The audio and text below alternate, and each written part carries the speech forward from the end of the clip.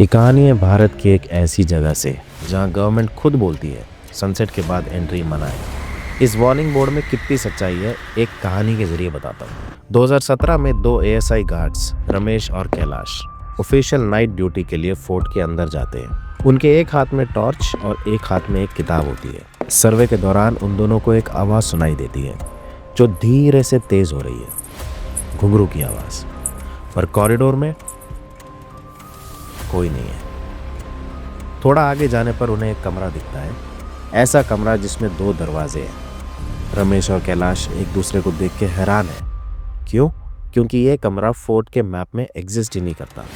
Ramesh decide करता है कि वो लेफ्ट वाले कमरे में जाएगा और कैलाश राइट वाले में।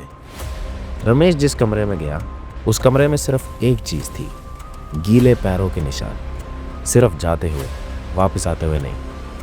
लेकिन कैलाश जिस कमरे में था उस कमरे में एक अजीब सी लाल कलर की रोशनी थी। कैलाश ने जब सामने टॉर्च मारा उसे कोई दिखाई नहीं दिया। क्यों?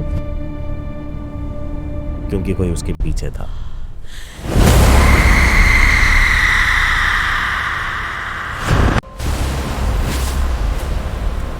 उस दिन कैलाश के साथ उस कमरे में बहुत कुछ हुआ।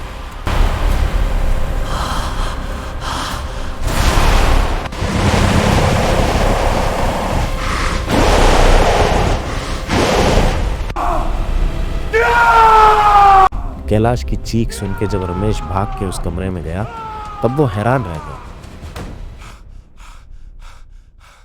उस कमरे में कोई नहीं था, बस एक किताब थी जो उसी लाल रोशनी में पड़ी हुई थी। जब रमेश ने वो किताब पढ़ी तो उसके होश उड़ गए, क्योंकि उस किताब में कैलाश के साथ हुए सारे सीन्स बिल्कुल हूबहू ड्रॉ किए गए थे। रमेश जैसे ही किताब का लास्ट सीन देखता है उस किताब में अपने आप आग लग जाती है और वो आग उसके हाथों में फैल जाती है। अपने हाथों को बचाने के लिए रमेश एक तालाब में कूद जाता है।